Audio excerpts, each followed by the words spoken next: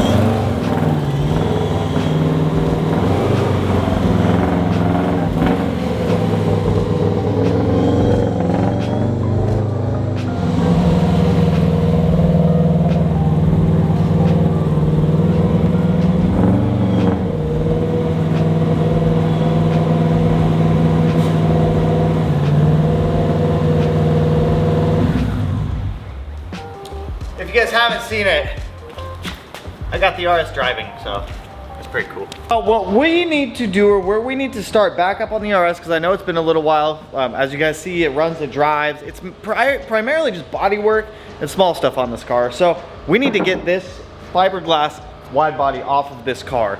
I don't entirely remember where I bonded it. The panel bond's not going to separate. I can tell you that right now. We are removing the factory steel rear quarter panel. It's my first time replacing a rear quarter panel, so hey, maybe it'll come in handy if we buy some crash cars in the future. But what I'm doing right now is I'm gonna take this magnet and I'm gonna kind of follow where it stops being magnetic and where it releases, because the fiberglass obviously is magnetic, and that'll give me a line to kind of gauge where we're going to cut this thing off. So I guess let's start with that and we can start getting this wide body off. I'm gonna try to make it savable.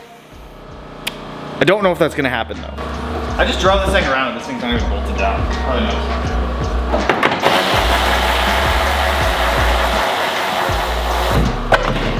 Tail light.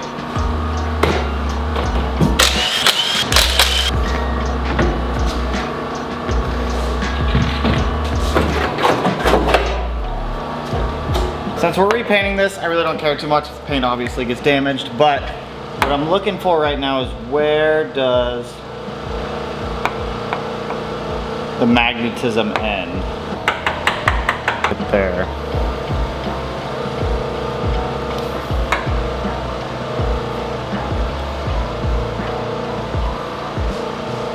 This line looks very reminiscent of where I had originally cut this wide body to mold it on. So I got my mask, safety glasses, I've got my die grinder somewhere, and we're just gonna start cutting this thing off. I'm gonna try to leave as much as I can behind so somebody else can use this wide body if they want to, because there's no point in me completely destroying this thing if we don't have to.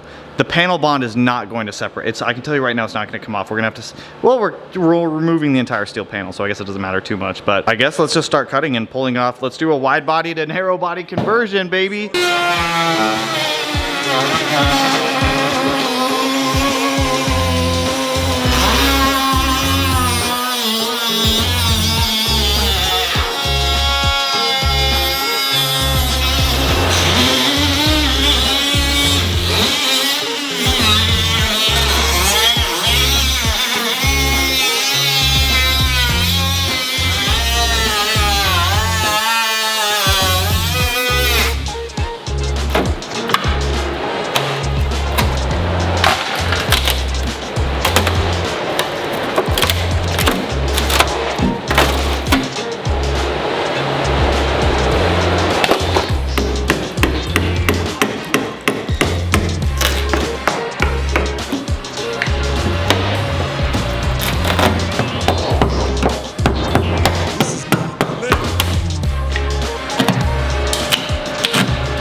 We've got 1/4 panel removed. I'm gonna be honest, this is actually quite the pain in the butt. So trying to like find the line is a little bit frustrating, but even if I cut into the steel panel, it doesn't matter too much because these are gonna be getting removed anyways. If you guys have not seen what we have back here, we've got these entire factory, well, they're not factory, but they're 22B replica steel replacement quarter panels that we're gonna be welding onto the car. So the game plan here is to actually completely remove this factory steel panel from Subaru, and that's gonna take some very careful precision on our end because we could easily total this car and we don't wanna do that, to be able to cut this off. I wanna try to get that done today. I really don't think it's gonna happen. I think this is gonna be an all-day thing, removing these steel panels, but for now, let's get the fiberglass ones off.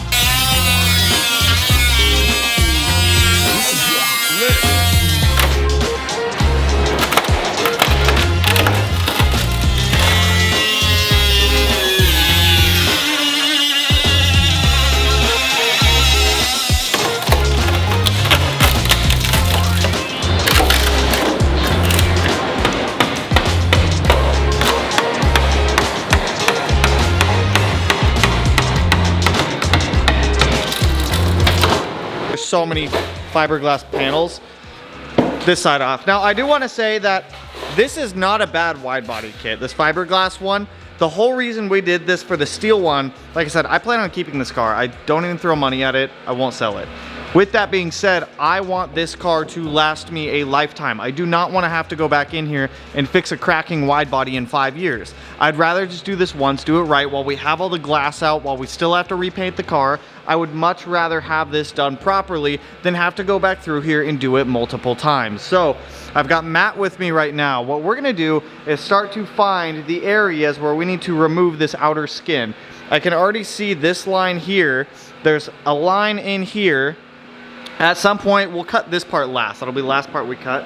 The inside lip going down through here, going down and around the taillight, along the bottom of that. There's quite a bit that we have to try to remove to get one of these panels off. So I think we're gonna work together on one side first, which is gonna be the driver's side over here, and start getting this steel panel off. I know there's gonna be some spot welds, there's gonna be some cutting. To be quite honest, I have no idea how to do this. I've never taken off a body on a car before. It is nice having Matt though, because Matt is a lot more meticulous than I am. I'm more of the kind of just send it and figure it out kind of guy. Matt's the guy that'll measure like 10 times before we make a single cut. So, I mean, it doesn't look too bad. So, yeah, it literally looks like it just, I mean, it wraps, you can see all of it. That's all seam sealer too, so we're gonna have to wire wheels. I have wire wheels to get the seam sealer off, that's no problem. Okay. This just wraps on that inner lip. Yeah, I mean, even this is all, for the most part, factory. That'll come off right there. Yeah. Pull that skin off. There's a lip right here that's really light. My goal today is to at least get one of these off. You can actually see even the seam right here that they have cut. It comes up right there and then wraps over right there. Yeah, and I think they use that zinc, it's like that zinc shit that they melt in there. solder. Oh, it's like braille? It's like body solder. Or braille? Braze? Braze. Yeah. It's like braze. They braze these two pieces together because this is different from this panel. They braze them and then smooth them. Yeah, because this actually connects to the inside. I had a Sharpie. Oh, on top of the E85 barrel. Where you're gonna like start doing this, what I was doing, just kind of like. All right, Matt's gonna mark. I'm gonna get our tools ready, make some space over here, and we're gonna try to get this panel off.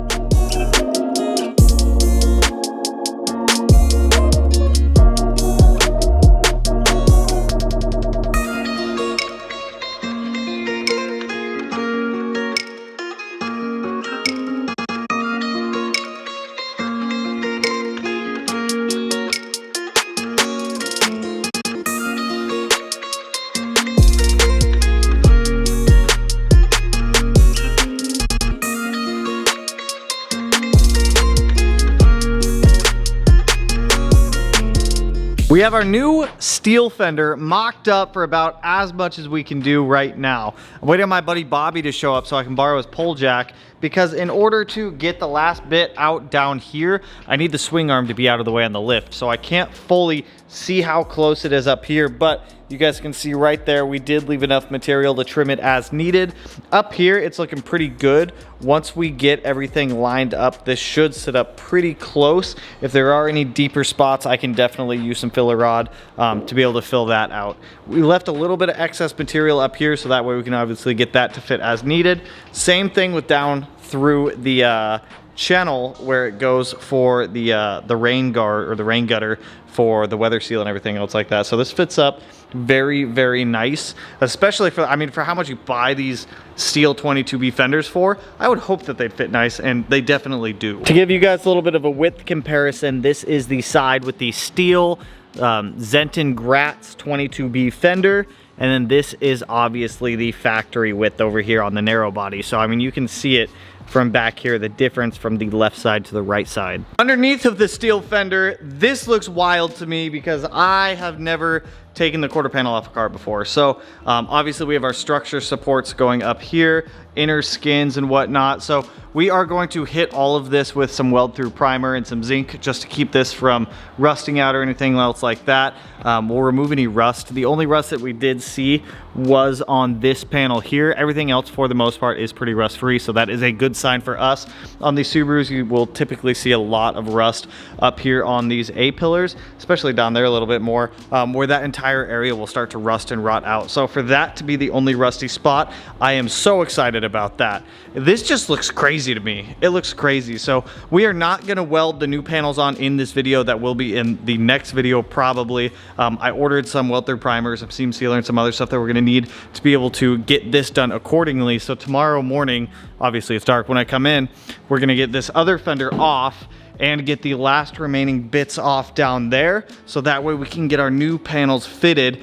If we have time, we'll start to get everything shaped how it needs to, but all of that might happen in another video. It's the next morning now. We need to go ahead and get off this rear quarter panel. So the way that we have to do this is kind of weird. I'll give you a quick little run through and then I'm just gonna get right into it because there's it's not as straightforward as you might think. I'll use this side as a reference.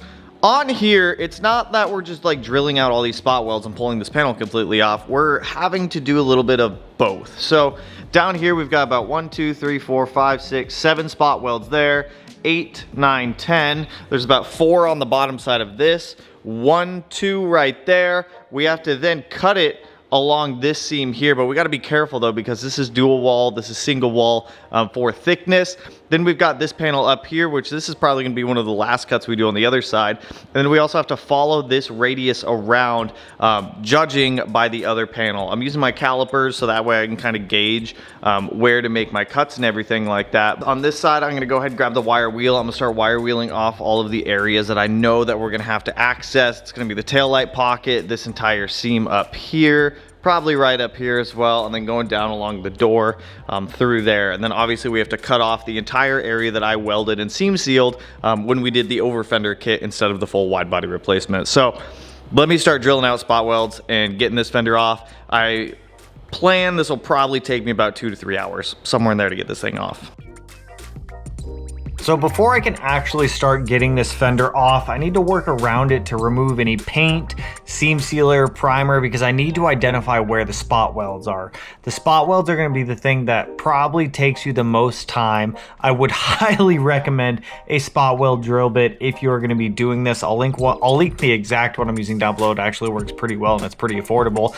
But the spot welds are hidden. Subaru did not put these spot welds in really any logical place.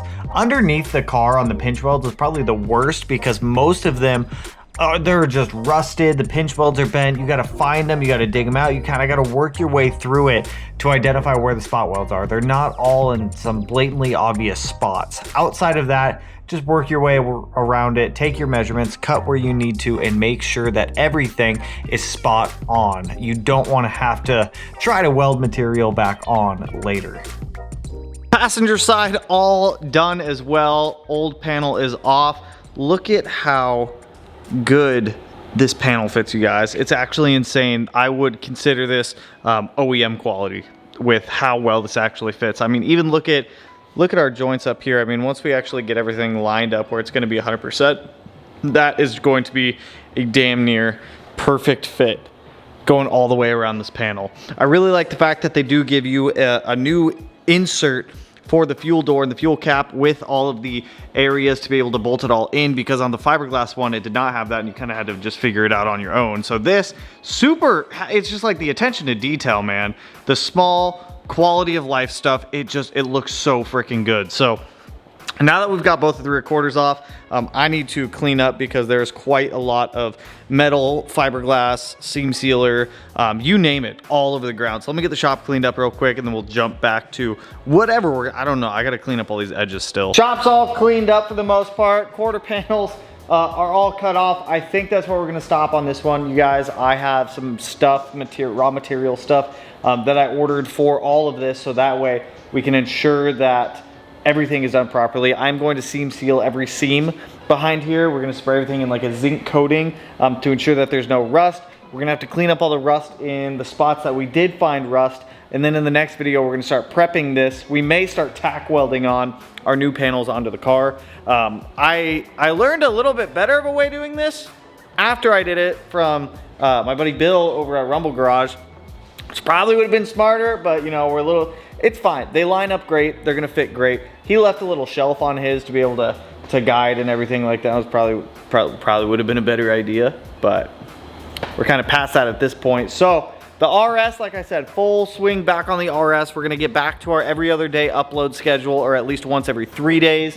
Versus this like once a week, once every 2 weeks or something like that. I am still obviously doing customer cars in the background. There's one coming on this 2011 WRX hatchback here in the next week. The heads for this are at the machine shop, so it's gonna be a full video. Obviously, like most of our customer car stuff where it's tear down, rebuild, all one video. But I'm only gonna be actively working on one car at a time, while Matt is obviously working on multiple at a time. So it kind of works out better. You guys will start to see Matt in a lot more of the videos.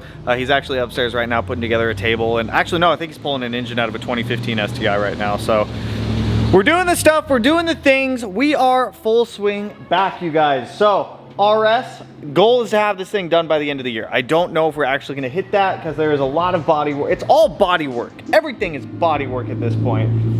I think we can, I'm gonna say we can do it. I was talking to the gentleman who makes these, Zeton, I'll link his Instagram down below if any of you guys are looking at this. He's actually coming out with a steel 22B wide body front fender set next month. So we are gonna be getting those. So if I could find 22B front and rear bumpers and side skirts, I would 1,000,000% buy those to put those on here. Everything, I'm just trying to this is my ultimate Subaru. This is my absolute keeper Subaru. I think I mentioned at the beginning of the video we are going to be letting one of the Subarus go. Obviously not this one. We are going to be selling the 06 STI soon. Since I bought the 15 STI, I just don't drive this thing, you guys. I literally only drive the 06 STI to take out trash. It's my trash. I literally just drive it to the dumpster to dispose of trash and then drive it back. Ever since I bought the 15 STI, if I'm driving one of the Subarus, I just find myself driving the 15 over the 06, and the 06 just sits. So I'm gonna finish tuning this car next week, but it's just, I just don't have a need for it. I have 7 cars. It's too many cars. I don't need nor do I want 7 cars. They also said from the get-go that the 06 wasn't going to be staying around forever, so that's what happens. We have the 15 to practice on. Even from a business perspective of learning to tune, the 15 makes more sense to keep than the 06. 08 to 21, there's a lot more of those cars than there are of 04 to 07, so it is what it is. But with that, that's all I got for you guys on this one. If you're hyped that we're back on the RS and we're back on our normal upload schedule, go ahead, hit that like button, turn it black, blue, green, yellow, purple, silver sign, whatever color it might turn for you. And if you're not already subscribed to the channel and you want to be able to put it in one of these corners, no idea which one quite yet, but with that, I will catch you guys in the next one. So peace out, homies.